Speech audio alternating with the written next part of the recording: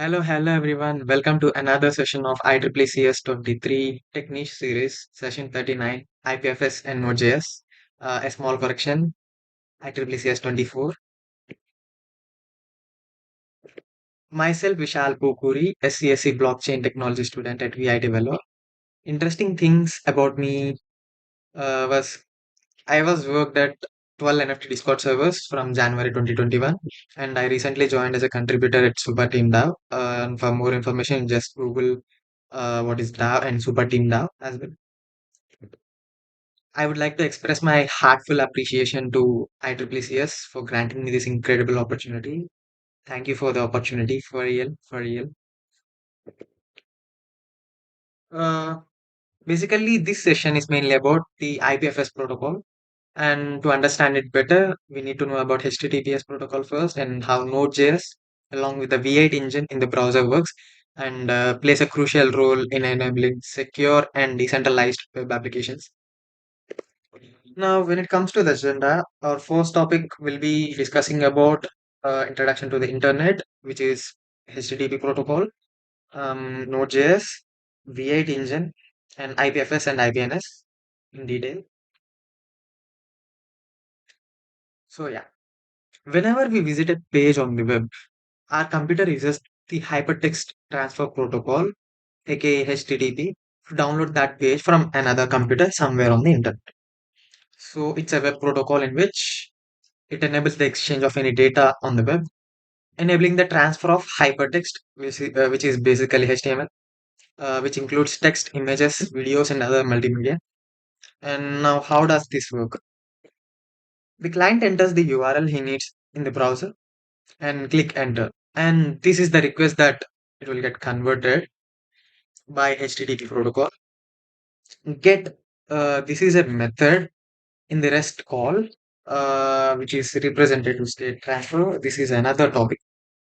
This is a method in which it will fetch the data from the server. Slash index HTML is the page, and HTTP 1.1 is the protocol version of the HTTP. And the host, the server which is hosting is www.google.com. And the response will be like with a version name with a status code 200. Okay. And this response contains header, the content type, character set, and the content length, and some basic stuff. Now, let us go very brief into how Node.js and V8 engine in Chrome works, starting with Node.js. Node.js is a JavaScript runtime environment. To understand this statement, we need to go to the history of the internet. So, in days back, for interacting with web servers, handling these web HTTP requests and to generate responses, people used frameworks like Django, which is Python based, Sprint, which is Java based, and etc. But they are lacking something. One thing would be high performance execution and memory management. And in fact, JavaScript became very famous in front end development so that people started thinking, why can't we use a single language throughout this stack so that we will be benefited in terms of code reusability and easy learning and the collaboration between the front end and back end developers. And Node.js jumps onto the stage with the ability to use JavaScript to run server side applications. So, this is the basic architecture of Node.js. We will be talking more about this CQ, MQ, and this um, loop kind of thing. This is called, this is just a symbol for event loop. And yeah, so basically, how this works is when a client requests to a server, Node.js handles in this way by queuing the request in the main queue. There will be an event loop in which there will be it will be keep checking on it on the main queue and the callback queue, and it gets notified like hey, a request has been queued, check on it. And now if a request is non-blocking, it will uses the system resources and external resources. Now, what do you mean by non-blocking? Non-blocking means simply easy tasks which won't block the remaining code execution. Like just ignite the code and ignite the first line, and it won't wait for the completion of the first line, and it will directly go to the second line for execution. When it comes to blocking, like which mean easy, this is not easy task. This is a CPU intensive task, like which makes the program wait until the operation gets completed, and it won't let you move to the next line of code, like synchronized functions, CPU intensive tasks. Now what happens is the Node.js will be taking help of this thread pool, which is a part of library, LIBUV library, and asks a CPU core to do the work. Like you might heard about 4 core CPU and 8 core CPU, right? Like the more the cores, the faster this task gets handled. The response will be now pushed to the callback queue. And before I said, event loop keeps an eye on both the callback queue and the main queue. Now it will take the response and from the callback queue, and it makes sure that it reaches the client with suitable protocol. And now let's go to the architecture of V8 engine.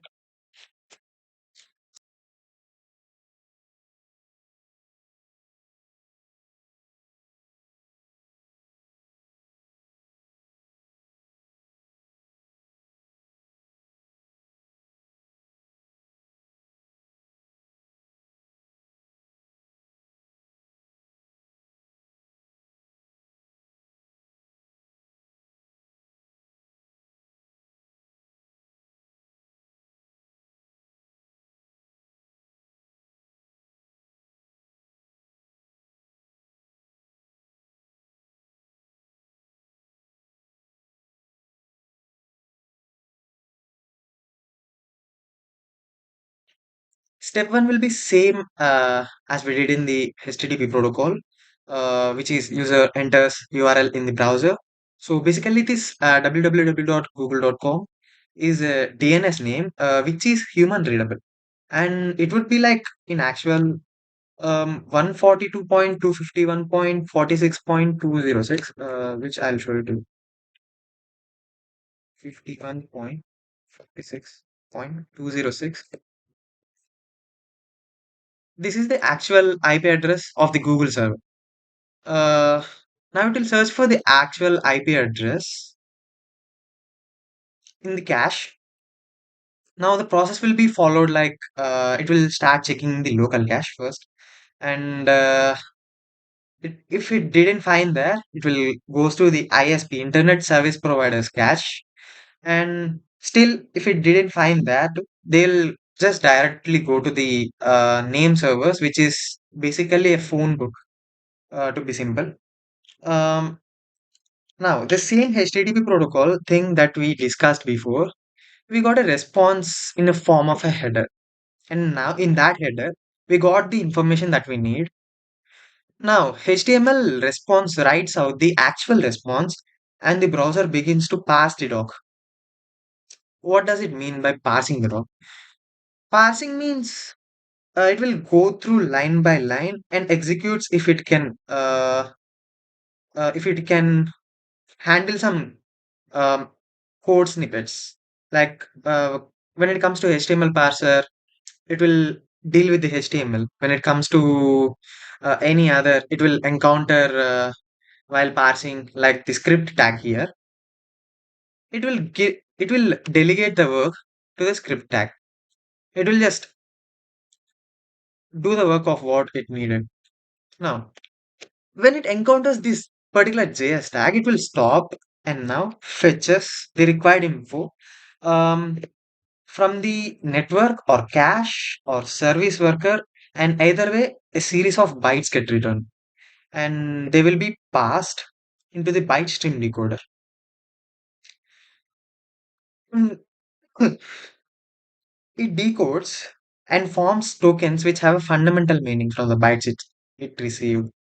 Like, for suppose when you see the byte 66, it will give F75U, and it will go uh, throughout a series of bytes string, so that until it get a meaningful keyword, it will form the tokens, and throughout the stream, it will continue to create tokens, and at last it will form an abstract syntax. Like you can just see it here.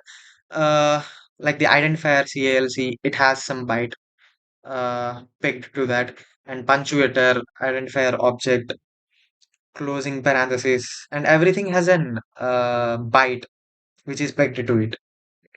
And after that, it will be formed into an abstract syntax tree, which is understandable to the interpreter of the JavaScript engine. And now it will be sent to the interpreter. This is the whole concept, not the whole concept. This is the briefing of the concept of working of V8 engine. If you want to know about it more, you can just scan this QR code, and I wrote the notes very, very clean and neat. You can just learn it while reading. Now, the OP concept, IPFS, which is simply elaborated interplanetary file system, which is a protocol by which information is findable based on its content.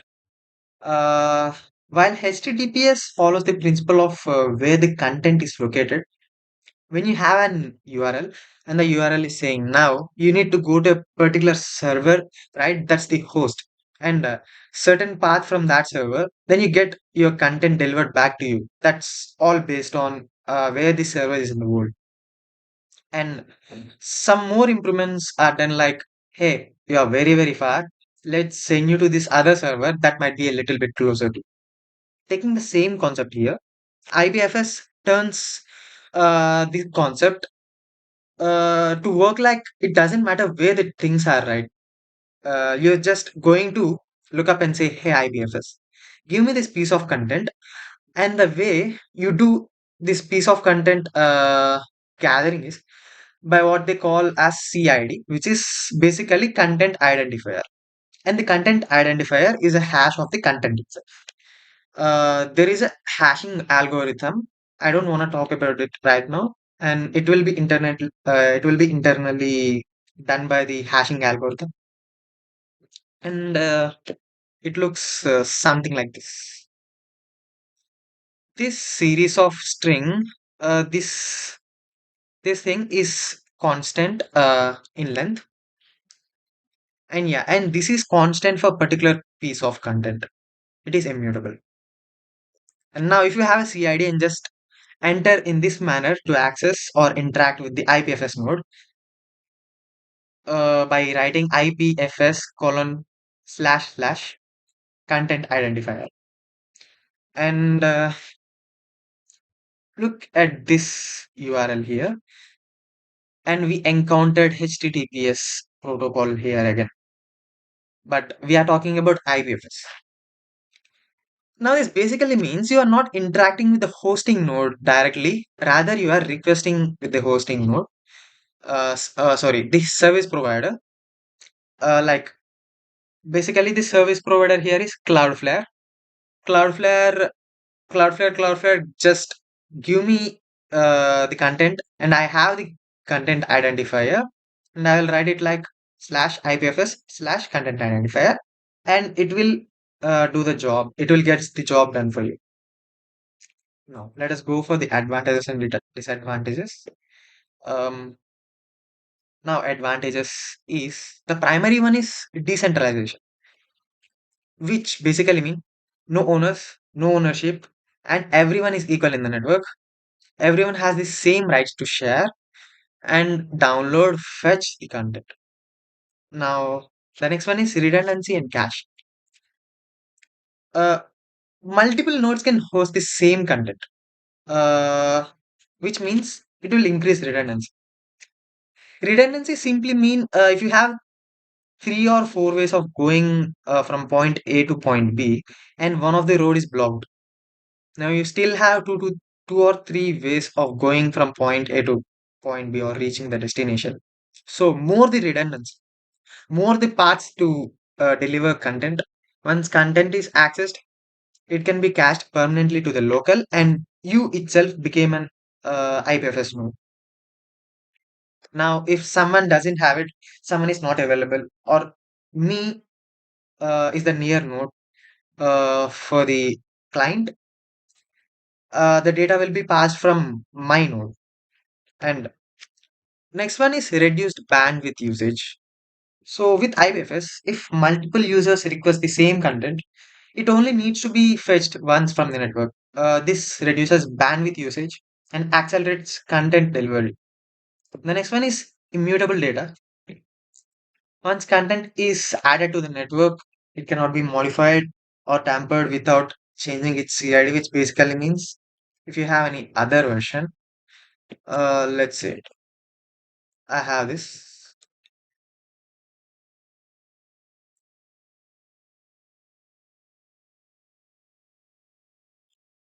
I have this www.IEEE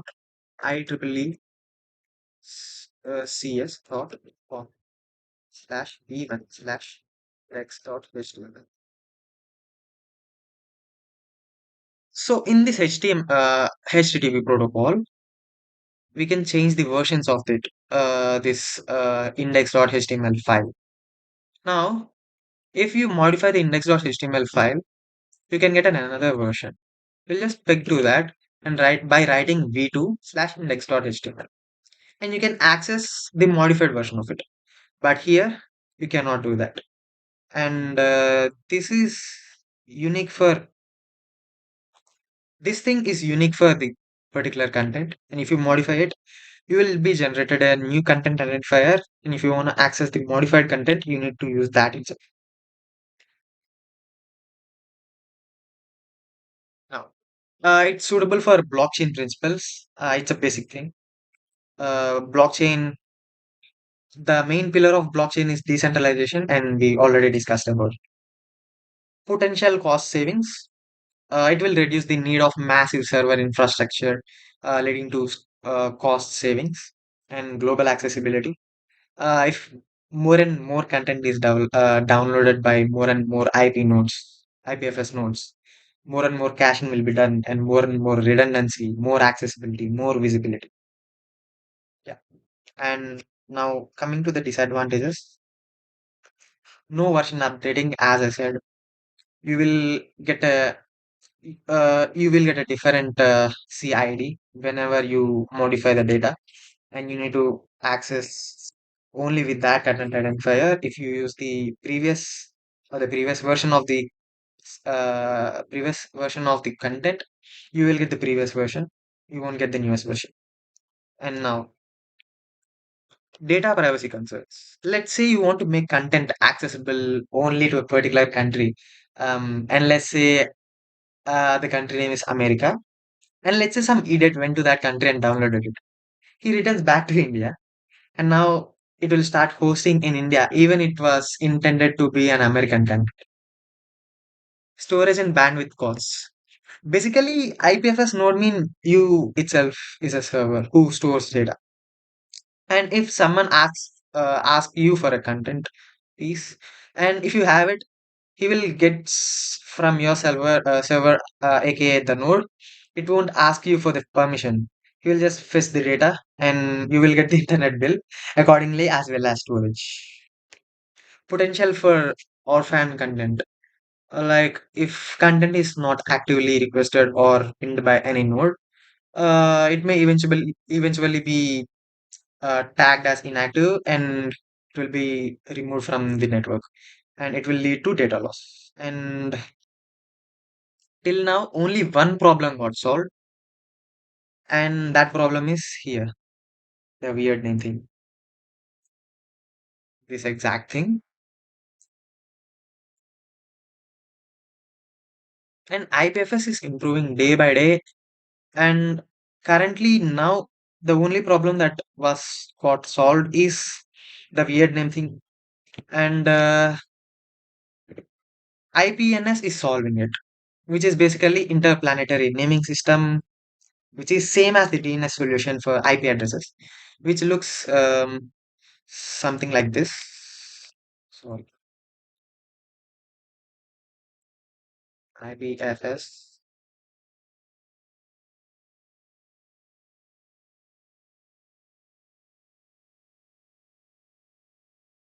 Here, the protocol name IPNS. So this is actually human readable. Now, basically human readable names for content identifiers. Uh, and yeah, that's it.